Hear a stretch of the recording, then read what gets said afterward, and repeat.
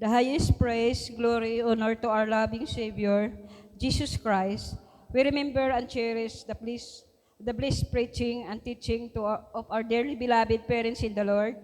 Greetings to the beloved Almeida family, beloved preachers, beloved Bethlehem, and kung may visitor man, isang mapagpalang umaga po sa ating lahat at higit po sa ating pinakamamahal na Panginoong Isus po lamang. Hallelujah, praise the Lord. Pinapasalamatan ko po sa ating pinakamamahal na Panginoong Hesus sa mga pagkakataong ito na pinapasalamatan ko po siya at kapurihan. Hallelujah. Share ko lang po ngayong nagano po ako sa ating pinakamamahal na Panginoong Hesus. Binigyan po kung ano pong kalooban niya. Itong week na po, dapat po papunta na po ako ng Maynila kasi po yung dati ko pong amo ay tumawag po sa akin, pero hindi po kalooban ng ating pinakamamahal na Panginoong Hesus kasi po binigyan po niya ako ng sign.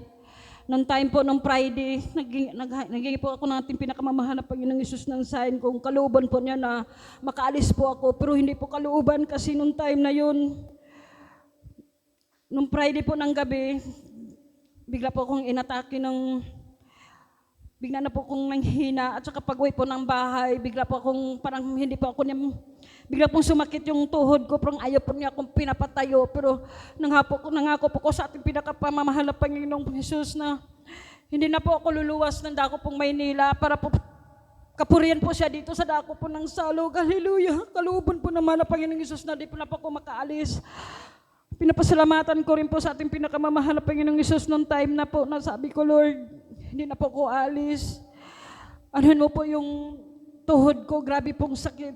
Parang ayaw po akong patayuin. Nagpuri po ako, naghingi po ako ng tawad. Noong time po, bigla po yun nawala yung sobrang sakit ng aking tuhod. Hallelujah, praise the Lord.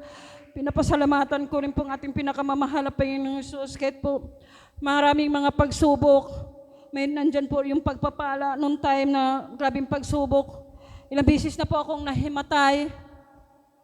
Hindi po nung nahimatay po ko noong time na yon, akala ko po, nung month of December, nung bago po dito yung Thanksgiving, akala ko po 2 beses po ako nahimatay mula po.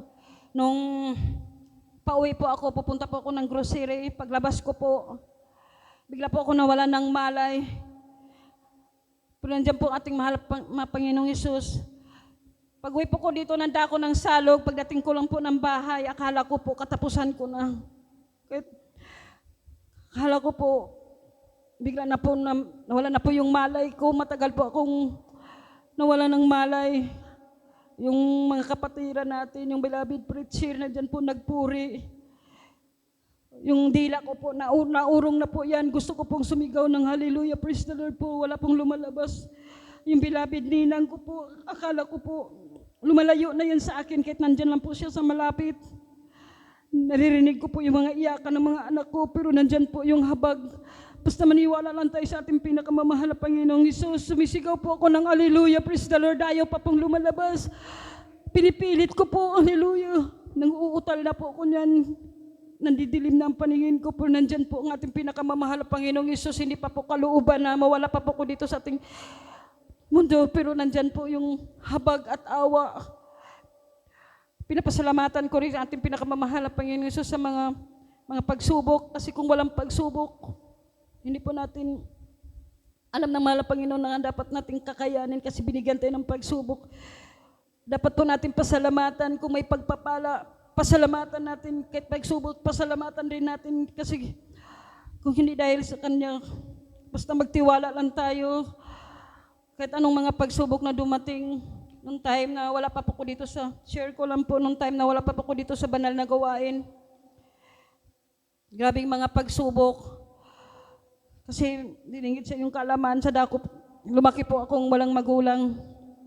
Sa dako po ng Mindanao, nandyan po yung iba't ibang naging ibang mga sikta po ng aking pinapasukan. Nandyan po yung naging Muslim, naging lahat po ng Muslim, Mormons, nagpabinyag pa po ako ng 70 Adventist. Pero dito po ako, dito po akong pinagpala sa Jesus Miracle Crusade International Ministry. Dito po ako pinagpala at kinahabagan po natin pinakamamahal na Panginoong Hesus. Maraming pagpapala po. Noong time na walang-wala po kami dito sa dako ng Salog. Para po kaming water lily kung saan-saan po lumilipat. Hanggang Laguna, hanggang Mindanao, hanggang dako ng Bicol.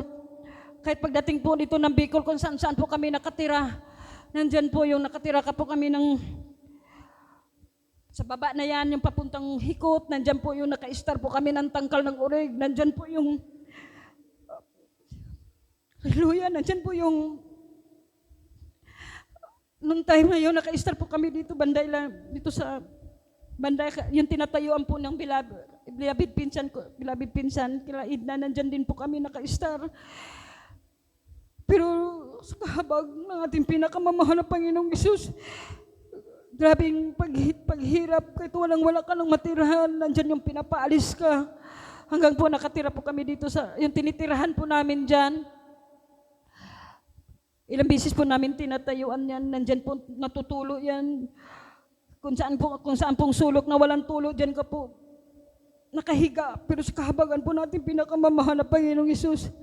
Sa ngayon po, nandyan na po yung bahay namin kahit umulan man bumagyo. Hallelujah, praise the Lord. Kahabagan po natin pinakamamahal na Panginoong Hesus, binigyan po kami ng bahay. Hallelujah, noong time na wala talaga. Walang makain, pero sa tunay pong ang mahal na Panginoon, nandyan po yung mga pagpapalang binigay niya kahit hindi po agad-agad, pero nandyan po binibigay po natin pinakamamahal na Panginoong Hesus. Hallelujah.